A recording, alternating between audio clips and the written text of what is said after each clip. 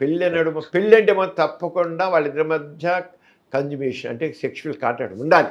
పెళ్ళి అంటే సెక్సేనా అని మాట్లాడుతున్నారు మగవాళ్ళు చాలా మాట్లాడారు. పెళ్ళి అంటే సెక్సేనా సెక్సే అని అంటారు. అంతేగాని సెక్సే పెళ్ళి అంటే సెక్సే, ఖచ్చితంగా సెక్సే. రైట్. మన క్రిమినల్ ప్రొసీజర్ కోడ్లో కూడా హిందూ వివాహ కాకుండా తీసుకుంటే పెళ్ళైన వాడు సెక్స్ అయిపోతే వాడు ఒక భార్యని వాడు క్రూయల్గా వ్యవహరించినట్లు భార్యలో క్రూయల్గా వ్యవహరించిన రాసి ఉంటుంది ఇన్ని హిందూ మ్యారేజ్ యాక్ట్లో క్రిమినల్ ప్రొసీజర్ కూడా ఉంటుంది కదా,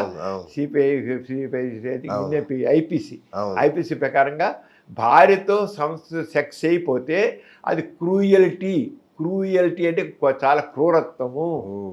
సహకరించకపోతే సార్ భార్య అది కూడా క్రూయల్టీ.